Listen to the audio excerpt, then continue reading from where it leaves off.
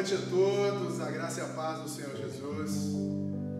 Nós estamos mais um culto, mais um dia, mais um domingo e queremos levantar uma adoração ao Senhor. E esse louvor que vamos cantar agora fala referente à santidade do Senhor, o quão Ele é poderoso e que tudo está nas mãos dEle. E é um louvor bem animado. Queria te convidar nesse momento para você adorar o Senhor com todo o seu coração, com todo o seu fôlego e tudo que você tem de melhor aí. Eu sei que todos estão em suas casas, talvez vai incomodar o vizinho, mas não esquenta a cabeça não. Adora o Senhor, que eles possam ouvir que essa casa que você mora é uma casa do servo do Deus Altíssimo, amém? Tu és santo.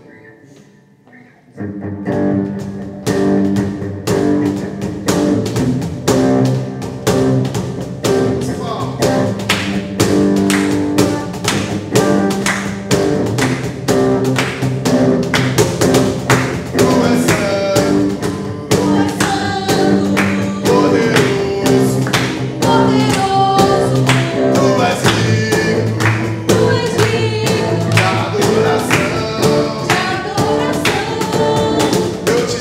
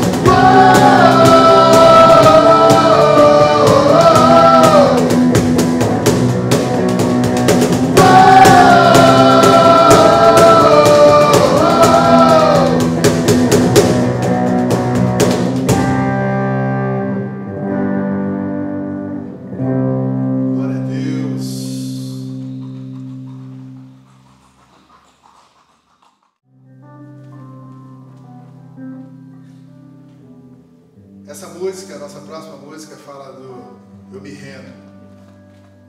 E essa letra fala muito ao meu coração. Que, na verdade, todo ser humano ele precisa se render ao Senhor. E se render ao Senhor é reconhecer os seus erros, se redimir, pedir perdão ao Senhor e voltar ou ter um encontro com o Senhor Jesus. E um dos maiores enganos que a humanidade e até o inimigo tem colocado no coração das pessoas é que você não tem jeito, que você é tão pecador que você é imerecedor da glória de Deus. Então Deus me toca no coração para dizer o seguinte para você: você merece a glória do Senhor, porque Ele morreu por você. Ele morreu por cada um de nós. E pode acreditar, assim como você se sente tão ruim de ser tão pecador, todos nós somos pecadores. Não existe um sequer que não tenha pecado, que não peque. Então, se você puder, se aproxima do Senhor, se renda aos pés dele, porque Ele tem uma grande obra para fazer na sua vida, em nome do Senhor Jesus. Eu me rendo.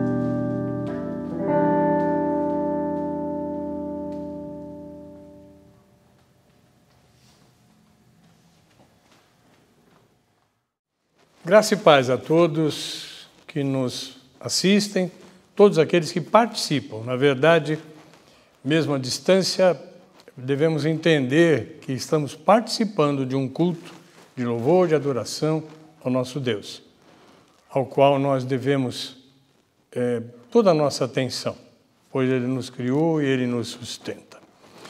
Eu tenho um tema bastante ousado para esta noite, e o tema é uma profecia para o tempo presente. Mas antes até de entrar, preciso dizer algumas coisas para que nós possamos sempre... Eu gosto sempre de me situar, de precisar realmente aonde nós estamos trabalhando para trazer a mensagem de Deus para esse povo que nos assiste. Há algo que eu preciso trazer, que eu não vou hoje me aprofundar na observação. Vou fazer uma afirmação e nessa afirmação eu tenho plena convicção. Eu não teria tempo hoje, eu teria que talvez ter algumas pregações para poder, então, descrever esse assunto do qual eu quero falar. Mas é uma observação importante para que nós possamos compreender todo o restante da pregação. E ela é a seguinte: existe uma verdade sobre todo o universo, o certo e o errado, segundo o Deus Criador, é o único indício para a compreensão do sentido do universo. Há uma verdade em Deus. Nós vivemos um mundo relativista e Deus nos deu livre-arbítrio realmente. No entanto, Ele tem uma lei gravada no nosso coração. E é disso, então, que eu vou me valer para trazer as demais observações. Há uma verdade em Deus, para mim, ela é a verdade que dirige minha vida e eu creio que, se nós pensarmos assim, nós podemos entender, compreender e usar bem aquilo que vai ser dito nessa noite. O povo de Deus é convidado a ser ousado. O próprio autor de Hebreus, lá no capítulo 10, versículo 19, diz assim: tendo, pois, irmãos, ousadia para entrar no santuário pelo sangue de Jesus. O santuário, o santo dos santos, o lugar onde nós podemos ter comunhão com Deus, não é mais obscuro. Jesus rasgou esse véu que havia de separação e a nós é dado, então, termos ousadia para entrar no santuário, para estarmos perante Deus, para colocarmos as nossas questões, para trazermos dele visão para o tempo presente, que é o que nos interessa.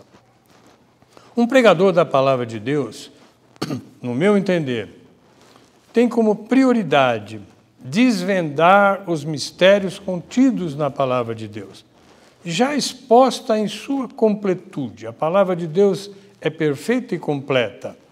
Não há nada a acrescentar, mas por vezes nós somos chamados a anunciar o que está acontecendo em nosso tempo e interpretar tudo isso à luz da palavra de Deus. Como sempre, na Bíblia, e eu vou usar esse termo para profeta, o profeta não significa, principalmente, não é o principal, embora possa haver alguma coisa na profecia de futuro, mas antes ele tem que ensinar a vontade de Deus ao povo. Por quê? Porque há um profeta, é requerido que ele tenha uma clara visão de Deus e da sua verdade.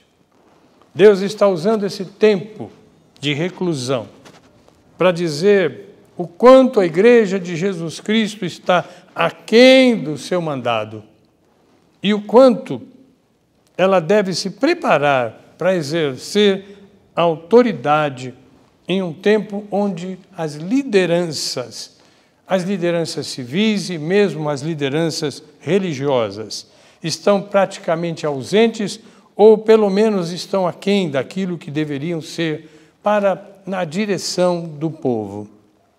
nós vamos usar a história bíblica e aplicá-la ao nosso tempo, pois o nosso Deus é o mesmo em todos os tempos, como diz Tiago, no capítulo 1, versículo 17. Toda boa dádiva e todo dom perfeito vem do alto, descendo do Pai das luzes, em quem não há mudança nem sombra de variação. Nós vamos fazer isso usando a vida de dois profetas de Deus. Primeiro Samuel e depois rapidamente também Amós. Vamos compará-lo sempre à concretização da profecia que foi realizada em Jesus Cristo. Toda a profecia do Antigo Testamento se realiza na pessoa de Cristo. E vamos então começar pelo profeta Samuel. Para isso eu vou pegar o primeiro versículo, iniciar com o primeiro versículo do capítulo 7 de Samuel.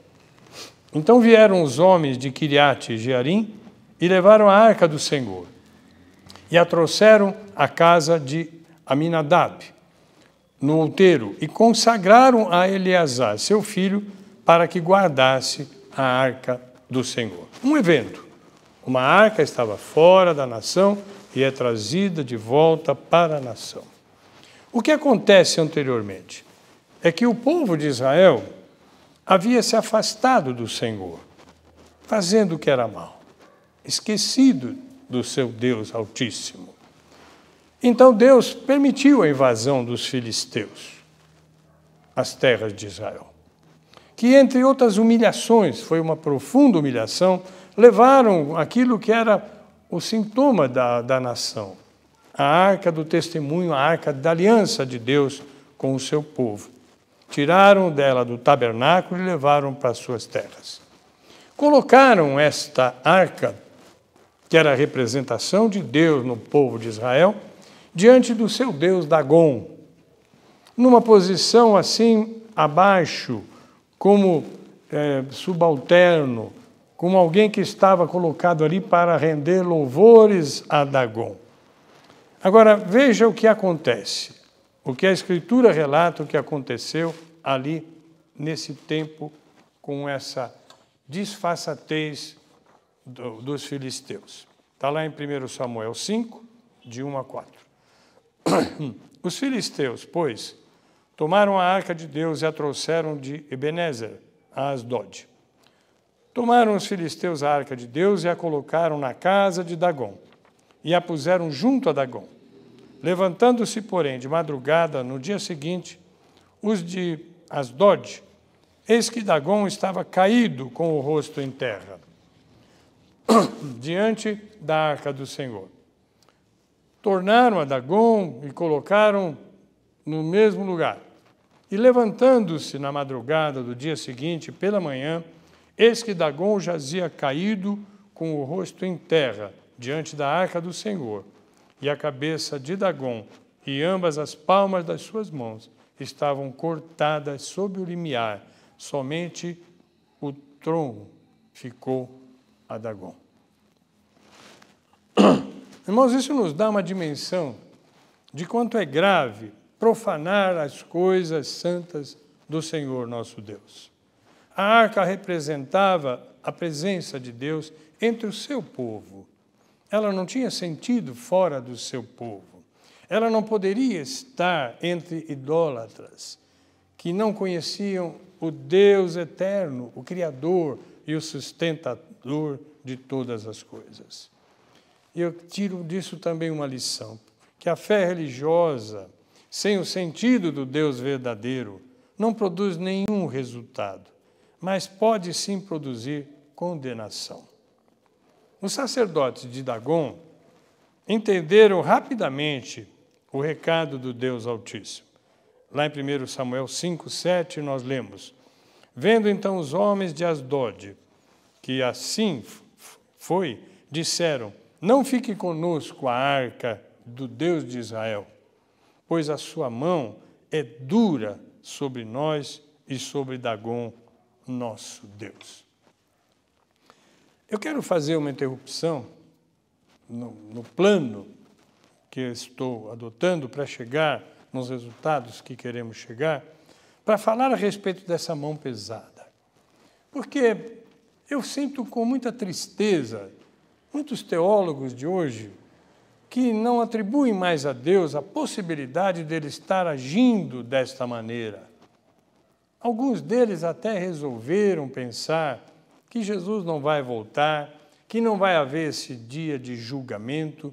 Isso é muito triste, porque isso deturpa terrivelmente a história de Deus e a consecução da história que acontecerá em Jesus Cristo. Eu creio assim, sempre pregarei a palavra tendo isso como base para a nossa pregação.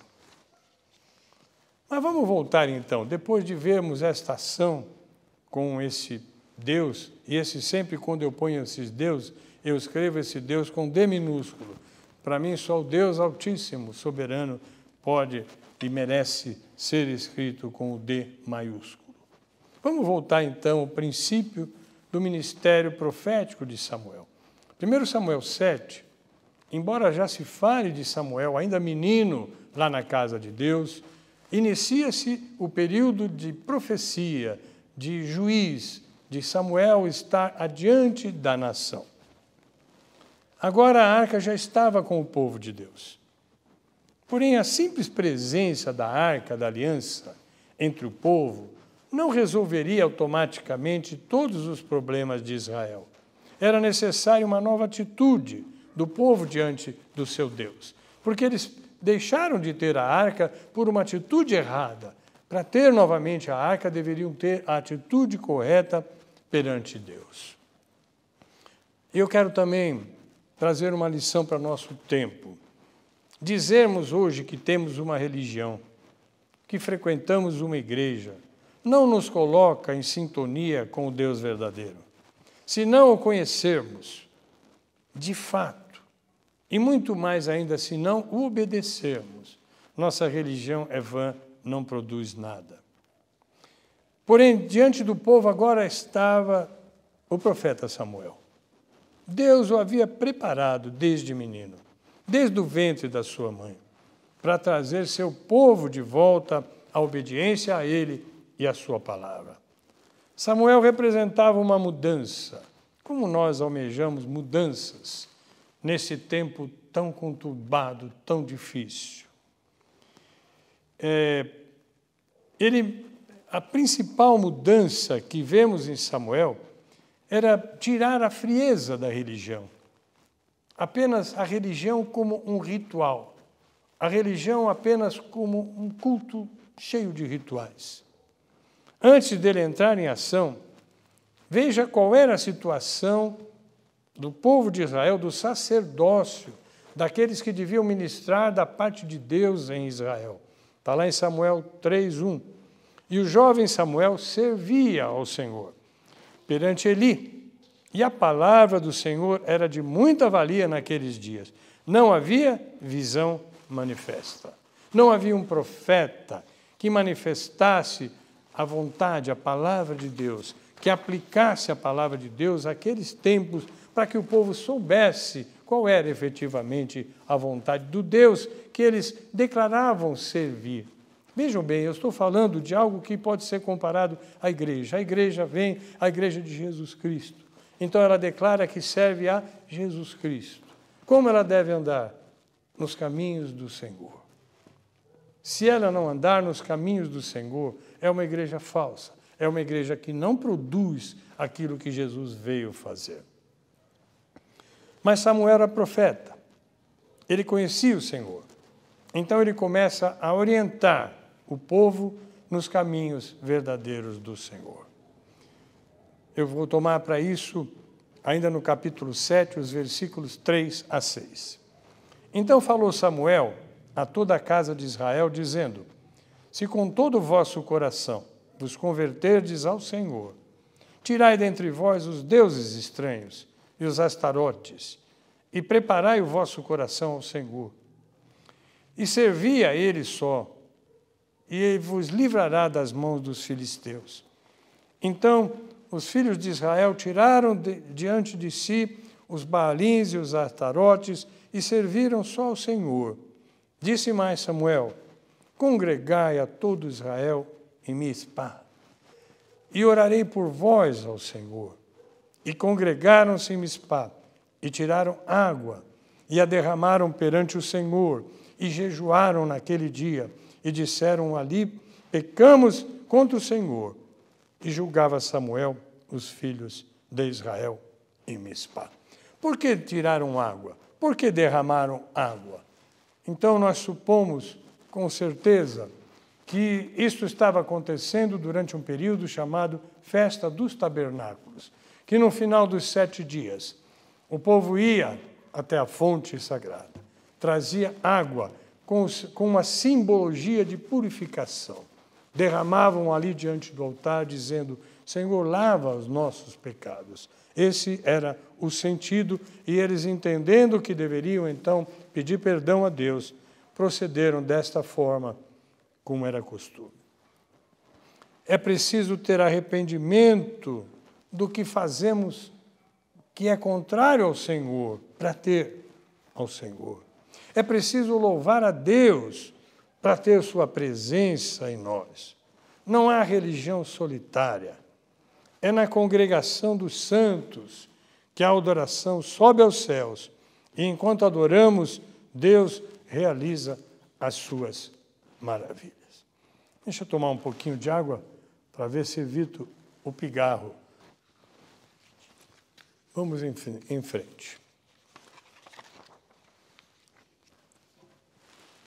Como consequência desse arrependimento, dessa confissão, desse louvor apresentado, renovado, nós gostamos de falar de renovação.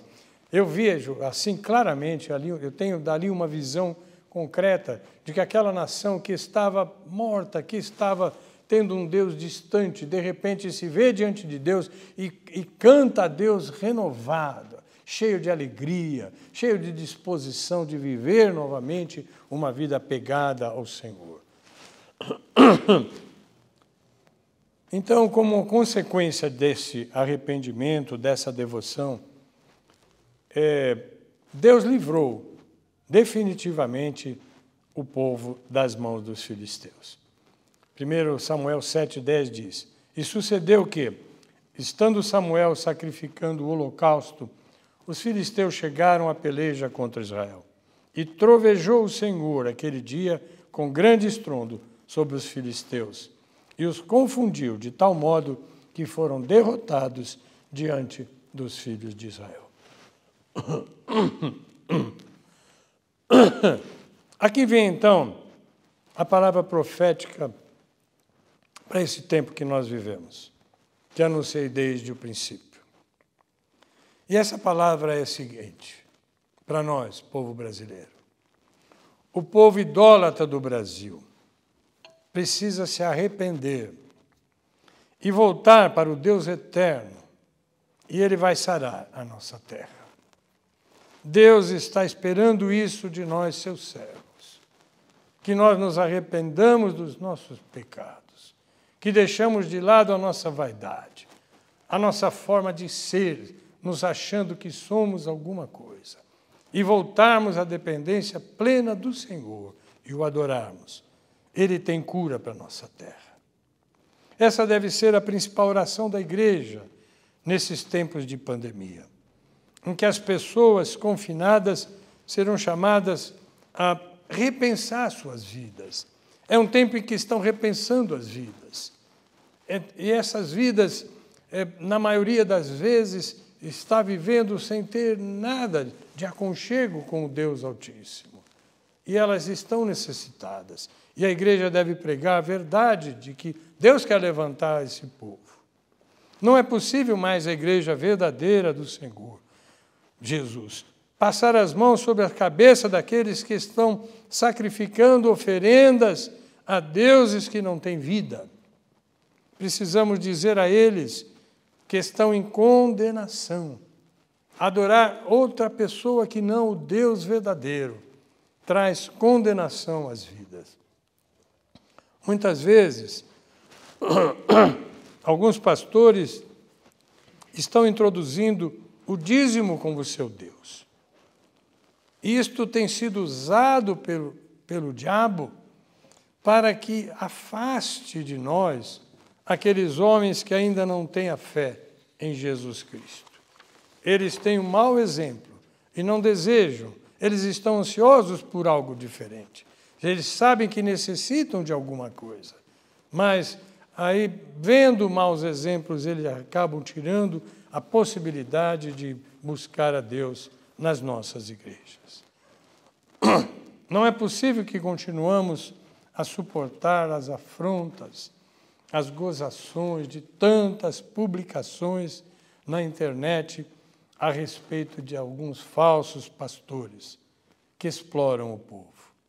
Não devíamos dar sequência, e aqui é um recado para a igreja, às suas postagens, trazendo maior escárnio ainda no nome de Deus. Eu resolvi tomar uma atitude e faço essa sugestão, porque as pessoas postam vídeos para mim, postam palavras vindas de alguns desses pastores que nos escandalizam. Sabem que eu sou pastor e me mandam, então, talvez para confrontar, para ver o que eu vou dizer. E eu decidi o seguinte: eu não vou contestar nada disso. Como resposta, eu posso colocar uma pregação ou mesmo palavras de alguns dos nossos pastores que traduzem verdadeiramente o Deus verdadeiro. Podemos publicar mensagens do pastor Hernandes Dias Lopes, do pastor Augusto Nicodemos, do pastor Carlito Paz, do pastor Márcio Valadão, do Pascoal Piragini, lá de Curitiba, e tantos outros homens de Deus, que nós temos prazer em ouvir e aprender com eles. É uma resposta melhor. Vejam aqui, vocês estão olhando para este lado, o lado errado, o lado daqueles que não estão com Jesus, que não trazem a verdade do Senhor Jesus Cristo, mas eu tenho isto para lhes oferecer, algo que vem de encontro realmente à vontade de Deus. Precisamos pregar as verdades da palavra de Deus. A verdade é um argumento maior do que a contestação. Não tenho perdido tempo em responder às afrontas ao pastoreio que Deus me deu. Porque eu vejo, sim, quando alguém manda para um pastor algo que denigre um pastor, está, de uma certa maneira, tentando atingir a sua vida. Eu disse no início que não teria tempo nesta pregação, mas que existe uma verdade, e que essa verdade está infundida no coração humano, por Deus. O coração humano anseia por Deus, sem saber. Jesus disse: eu sou o caminho, a verdade e a vida. Ninguém vem ao Pai a não ser por mim. Os antigos profetas diziam da parte de Deus. Samuel falava em nome de Deus, como eu vou dizer daqui a pouco sobre Amós, falava a respeito de Deus. Mas Jesus é mais que isso, ele é a própria revelação de Deus. Não é preciso mais viver na incerteza, não é mais tempo de trevas. A luz de Jesus raiou sobre a humanidade, trazendo vida verdadeira, trazendo felicidade verdadeira. Eu quero orar pelo Brasil nesse momento, antes mesmo de concluir a minha pregação. Eu quero orar pela igreja brasileira. Eu quero orar por arrependimento nosso e salvação daqueles que estão perdidos nos seus próprios meios de viver. Eu quero, na profecia dada, de que se deixarmos de lado tudo aquilo que é contrário a Deus e nos apegarmos ao Senhor, haverá cura. Eu creio assim e vou orar por esta cura. Orem comigo. Senhor, nós entendemos pela Tua palavra que o Senhor nunca nos deixou de advertir de que os Teus caminhos são os bons caminhos, que todo bem vem de Ti, Senhor, que não há produção de outra fonte que possa servir para a nossa vida a não ser o Senhor. Então, nesta noite, nós queremos estar diante de Ti arrependidos dos nossos erros. Nós temos falhado, Senhor Deus. Como igreja temos sido tímidos.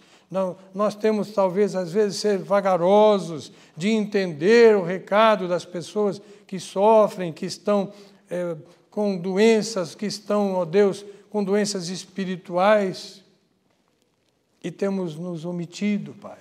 Mas nós queremos, nessa noite, declarar que nós entendemos que é necessário reavivamento, que é necessário voltar com ímpeto na Tua presença e propagar as Tuas verdades para que haja salvação, para que haja renovação, para que esse povo deste país venha um dia Te adorar. E o Senhor disse, como concluiremos, que feliz é a nação cujo Deus é o Senhor. Trabalha na Tua igreja e trabalha na nossa sociedade. Clamamos por isso em nome de Jesus. Eu disse então que me utilizaria de 2 profetas.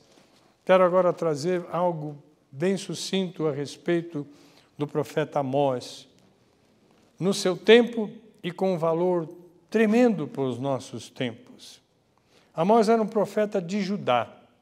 Israel teve um tempo de separação, o reino do norte, Israel, reino do sul, Judá.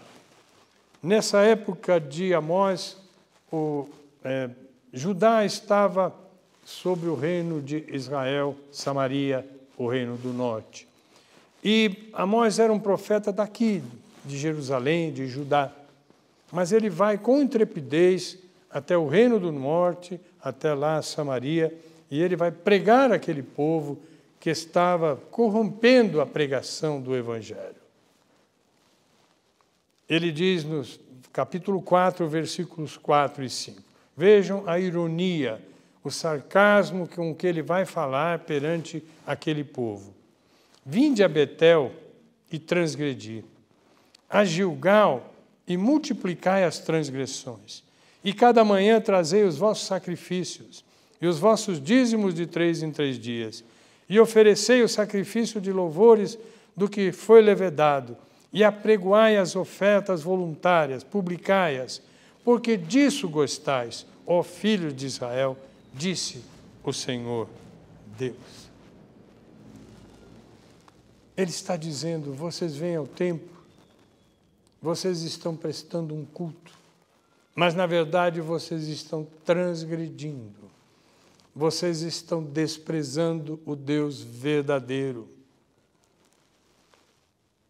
Essa atitude vinda de religiosos, de pessoas que praticavam a religião, contrariava frontalmente o ensino bíblico e os ensinos de Jesus Cristo.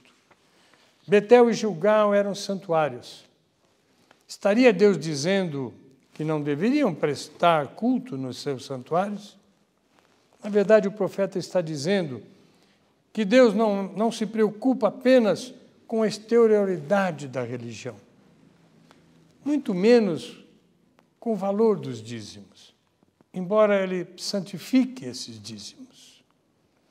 Sem o coração envolvido, tudo que ofertamos ao Senhor não resultará na sua aprovação.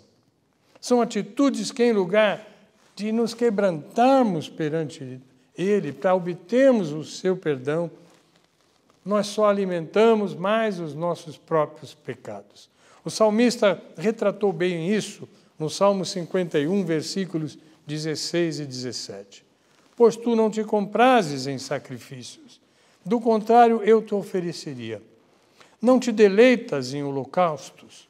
Os sacrifícios para Deus são o espírito quebrantado, a um coração quebrantado e contrito. Não desprezarás, ó Senhor. Era disso que Amós estava dizendo. Não há quebrantamento diante de vocês. Vocês se apresentam diante do Deus Altíssimo como se apresentam diante de uma pessoa qualquer, de uma pessoa pecadora, de uma pessoa sem valor. Esquecem que estão diante do Deus que santifica, do Deus que purifica, do Deus que abençoa, do Deus que dá a direção, que dá provisão ao seu povo. E ele, um pouco adiante, faz uma séria advertência, no versículo 12. Portanto, assim te farei, ó Israel, e por que farei isso? Prepara-te, Israel, a encontrares com o teu Deus. Amós está dizendo às igrejas e aos governantes das nações em nosso tempo: prepara-te para encontrar com o teu Deus. Não passará impune diante de Deus o enriquecimento abusivo de pastores. Não passarão impunes diante de Deus os governantes que oprimem o povo, em lugar de promover seu desenvolvimento e a sua dignidade, porque os governos humanos são autorizados por Deus, são comissionados pelo Senhor para produzir efeito no seu povo, ao qual Ele ama e que deseja ver próspero. Amós 4,13 em seguida diz: pois eis quem forma os montes e cria o vento, e declara ao homem qual seja o seu pensamento, que faz da manhã trevas e anda sobre os lugares altos da terra. Jeová, o Deus dos exércitos, é o seu nome. É diante desse que vocês estão. Não pensem que estão agindo no escuro. Não pensem que Deus não está vendo a ação que vocês estão tendo diante do povo. Ele vai cobrar de vocês, porque vocês desprezaram aquilo que Ele abençoou. Amós, na verdade, não fica apenas na advertência. Também seria sem sentido uma pregação apenas com acusações, com advertências que tenho feito. Há um remédio para todos os males que assolam a humanidade. Esse remédio é buscar em Deus a integridade. Ele diz a seguir no capítulo 5, versículos 14 e 15. Buscai o bem e não o mal, para que vivais. E assim Jeová, o Deus dos exércitos, será convosco. Como dizeis, aborrecei o mal e amai o bem, e estabelecerei na porta o juízo. Pode ser que Jeová, Deus dos exércitos, se compadeça do resto de José. José aqui tomado como a descendência de Abraão, de Isaque, de Jacó, ou seja, o próprio povo de Israel. Buscai o bem e não o mal. Ele também fala de que à porta Deus estaria providenciando livramento. Os profetas verdadeiros do Senhor, os juízes, depois a sequência, que foram designados para o povo de Israel, se postavam à entrada das cidades, porque era ali que vinham os pobres, vinham os necessitados, vinham os enfermos, vinham aqueles que tinham questões difíceis, e eles tinham a missão de recebê-los, de providenciar coisas, de acolher e de dar destinação de Deus para aquelas vidas. É disso que Amós está falando. Em vez de vocês ficarem se refestelando nos palácios, nos lugares que vocês escolheram para desfrutar de boa vida, vocês deveriam estar no meio do povo, acolhendo o povo, consagrando esse povo a Deus, levando a Deus os seus pedidos. Irmão, nós devemos amar a justiça de Deus. Deus não seria um Deus de amor se não fosse também o Deus da justiça. Ministros do Evangelho precisam distribuir justiça segundo a orientação de Deus. Há muita justiça sendo distribuída que vem do próprio coração humano, geralmente dando mais valor àqueles que contribuem mais, que estão mais perto dos pastores, lisonjeando suas vidas, quando aqueles que gemem são os que mais deveriam estar recebendo os nossos cuidados. Devemos amar nosso país. Nele estão as pessoas que Deus colocou para que nós alcançássemos para o seu reino através do Evangelho. Esta mensagem que tenho. Mas eu queria e usei palavras de Deus, palavras de profetas que estão na palavra de Deus até aqui. Mas eu quero concluir com algo que vem como uma profecia minha mesmo. Dentro da minha vivência com Deus, com a política do nosso país, com a vida na sociedade, com as questões profundas da assistência social, com as questões profundas do socorro aos aflitos, aos doentes, aos enfermos. Tudo isso nos ensina. E para mim, o grande ensinamento é o seguinte: o nosso país está dividido. Forças de um lado e de outro lutam somente pelo poder. Não estão lutando pelo povo, mas pelo poder. Então, anote aí, para você conferir. Não existe vivência com Deus. Não existe justiça na esquerda brasileira.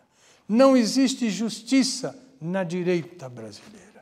Não existe justiça no centro. Nenhuma dessas posições traz justiça em si mesmo. A nossa justiça vem de Deus. Dele devemos esperar como agir. A nossa igreja tem uma alegria muito grande de que todos os irmãos aqui emanados temos vivido esse tempo presente, nos dedicando mais do que antes, socorrendo pessoas que nós descobrimos que estão necessitadas. Não estamos levando nada para dizer, olha, venha para a minha igreja. A maioria dessas pessoas que temos levado um socorro são pessoas que não têm como contribuir com seus dízimos, com ofertas, com nada. Não é isso que nos move. O que nos move é que são pessoas que Deus ama, que Deus quer mostrar o seu cuidado, a sua misericórdia, para que com isso elas venham à presença de Deus e tenham suas vidas transformadas. Eu queria então encerrar com o Salmo 33, versículo 12, a primeira parte. Feliz é a nação cujo Deus é o Senhor. Deus seja louvado. Tome nota naquilo que falei. Trabalhemos para uma mudança. Não é por violência. Nós não vamos conquistar pessoas para esta visão de Deus pela violência. Mas nós vamos, pelo amor, indicar os erros, mostrar os caminhos, fazer com que eles provai e vede que o Senhor é bom. E então nos alegraremos de ver muitas pessoas tendo suas vidas transformadas. Eu quero ministrar a bênção apostólica após o que encerramos o nosso culto. Temos um louvor muito especial ao final.